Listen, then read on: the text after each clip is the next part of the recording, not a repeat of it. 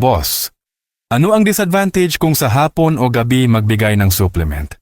Una, mabagal ang absorption. Kapag gabi, mababa na ang activity ng alaga. Mas mabagal ang metabolism habang nagpapahinga, kaya hindi agad nagagamit ang nutrients.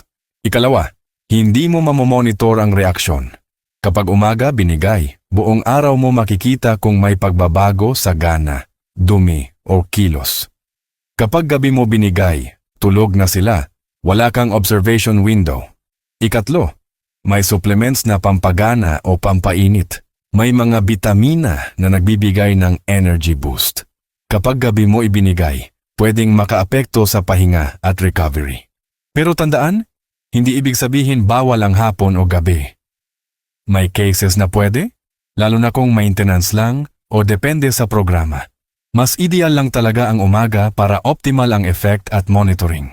Totoo bang ang supplement ay naayon sa bloodline? Diretsong sagot, hindi sa bloodline naka-base, kundi sa pangangailangan ng katawan. Ang supplement ay nakaayon sa edad, kondisyon training, recovery, molting, maintenance, klima at environment, nutritional gaps sa feeds. Hindi porket ganitong linya, kailangan ganitong bitamina. Lahat ng alaga, anuman ang linya, pare-pareho ang basic nutritional needs.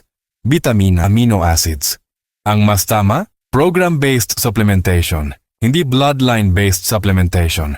Hindi sa pangalan ng linya, kasi ang katawan, pare-pareho ang basic needs. Ang dugo may pagkakaiba sa style at tendency, pero ang nutritional requirement ng cells, pare-pareho ang prinsipyo. Kung aasa ka sa bloodline lang, parang ganito yan. Maganda ang makina, pero mali ang gasolina. Kahit anong tatak pa yan, kapag mali ang timpla, hindi aandar sa peak performance. Ang supplement ay pangtama ng kakulangan, hindi pang display lang. Hindi ito dinidikta ng linya, dinidikta ito ng pangangailangan. Mga boss, tandaan natin, hindi paramihan ng supplement ang sikreto, kundi tamang timing at tamang pangangailangan. Nakakatakot simulan, lahat naman tayo may kinatatakutan. Pero sa pangarap mo, huwag kang matakot magsimula.